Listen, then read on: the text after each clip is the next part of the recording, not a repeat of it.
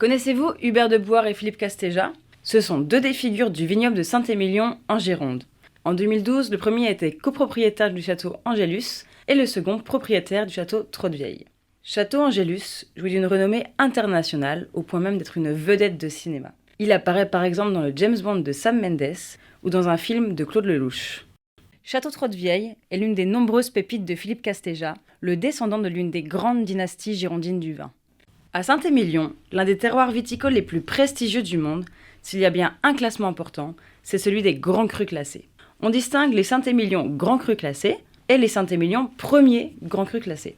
Parmi eux émerge une élite, les premiers grands crus classés A. Décrocher la lettre A est évidemment le Graal absolu et la promesse de retombées financières et commerciales importantes. En 2012, Trottevieille a gardé sa place de premier grand cru classé B et Angélus a accédé à la première marche du podium, premier grand cru classé A. Et ce n'est pas tout. 7 autres châteaux, pour lesquels Hubert de Boïard intervenait comme consultant, ont aussi été promus ou maintenus. Mais de ce classement, 3 exploitations familiales ont également été évincées ou rétrogradées. Les châteaux Croque-Michotte, Corbin-Michotte et la Tour du Pin-Figeac. Rapidement, en 2013, elle dépose plainte contre Hubert de Boïard et Philippe Castéja. Elle leur reproche d'avoir été juge et partie dans le classement. À ce moment-là, il faut dire que ces deux éminentes personnalités du monde du vin collectionnaient les casquettes. C'est principalement celle de membre du Comité national des vins et pour Hubert de Boïard celle de président de l'organisme de défense et de gestion de Saint-Émilion qui ont fait tiquer les enquêteurs. Mais concrètement, qu'est-ce que ce Comité national des vins où siégeaient les deux hommes ? Ce comité, il dépend de l'Institut national de l'origine et de la qualité, plus connu sous le nom de INAO.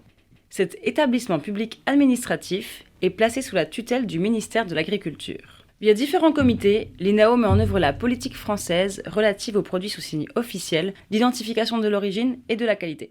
En clair, les célèbres labels AOP et AOC.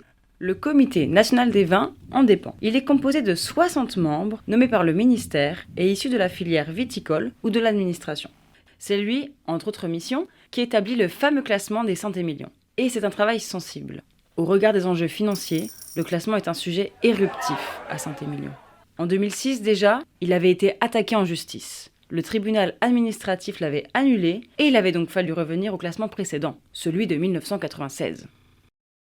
Mais pour bien comprendre l'affaire, il faut se pencher sur les missions du Comité national des vins. Déjà, il commence par valider un règlement de classement. Ce règlement, il l'établit en collaboration avec différentes instances locales comme les organismes de défense et de gestion. L'étape du règlement, elle est décisive. Par exemple, le règlement de 2012, pour les premiers grands crus classés, conférait une place plus importante qu'auparavant à la notoriété du château, et cela au détriment de la dégustation. Le règlement établi, le Comité national des vins désigne une commission de classement. Pour établir leur classement, ces 7 membres vont s'appuyer sur des cabinets d'experts indépendants. Enfin, le classement est soumis à approbation et homologation du Comité national. Ce que tentent les enquêteurs depuis 2013, c'est de comprendre si ce circuit a permis à Hubert de Boïard et Philippe Castéja de profiter de leurs fonctions pour favoriser leurs intérêts. En 2016, une juge d'instruction bordelaise décide de mettre les deux hommes en examen pour prise illégale d'intérêt. En effet, le Code pénal interdit aux personnes chargées d'une mission de service public de prendre ou conserver un intérêt quelconque dans une opération dont elle a au moment de l'acte la charge d'assurer la surveillance, l'administration, la liquidation ou le paiement. En fait, c'est un peu comme un match de foot. Difficile d'être joueur et arbitre en même temps. Point important, la prise illégale d'intérêt ne suppose pas que l'auteur ait tiré un quelconque bénéfice de l'opération. Donc, si on reprend la métaphore du match de foot, vous avez beau avoir été un bon joueur et un arbitre juste, vous pourriez quand même être en infraction. Revenons à notre affaire. La présence d'Hubert de Boïard et de Philippe Castéja est effectivement mentionnée dans plusieurs délibérations du comité concernant le classement. Les deux hommes contestent toute prise illégale d'intérêt et assurent n'avoir pas participé au vote décisif. Certains témoins le confirment. Néanmoins, les comptes rendus de ces réunions sont particulièrement succincts.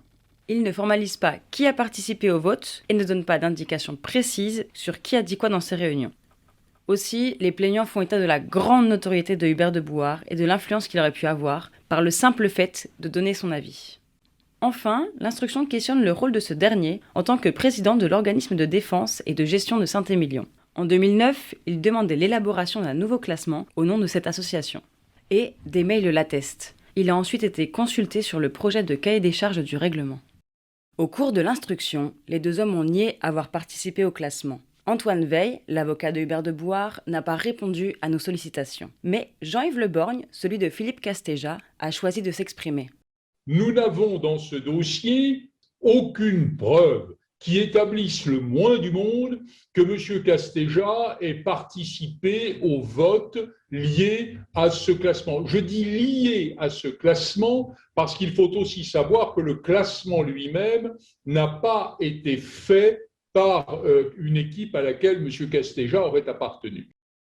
Le tribunal correctionnel de Bordeaux en décidera lors du procès qui débutera les 20 et 21 septembre 2021. Les deux hommes risquent jusqu'à 5 ans d'emprisonnement et 500 000 € d'amende.